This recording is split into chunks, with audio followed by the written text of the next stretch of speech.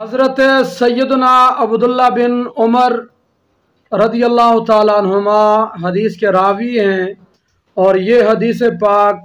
امام طبرانی علیہ رحمہ نے اپنی کتاب المعجم الکبیر کے اندر نقل فرمائی کہ حضرت عبداللہ بن عمر رضی اللہ تعالیٰ عنہما فرماتے ہیں کہ رسول اکرم نور مجسم شفیع معظم صلی اللہ علیہ وآلہ وسلم نے ارشاد فرمایا کہ ان اللہ عز و جل رفع لی الدنیا، کہ اللہ نے ساری دنیا میرے سامنے کر دی، فانا انظر الی الدنیا، میں دنیا کی طرف دیکھ رہا ہوں، وَإِلَى مَا هُوَ كَائِنٌ فِيهَا إِلَى يَوْمِ الْقِيَامَةِ، کہ قیامت کے دن تک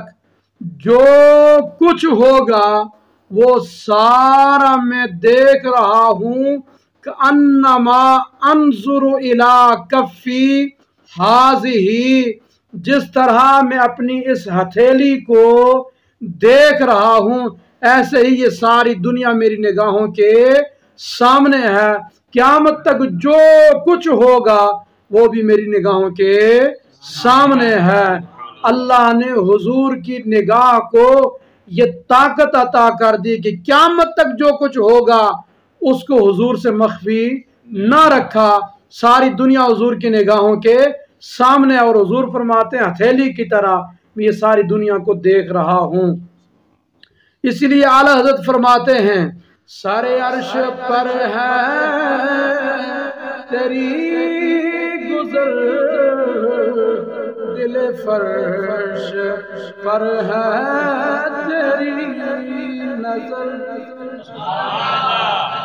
سر عرش پر ہے تیری گزر، دل فرش پر ہے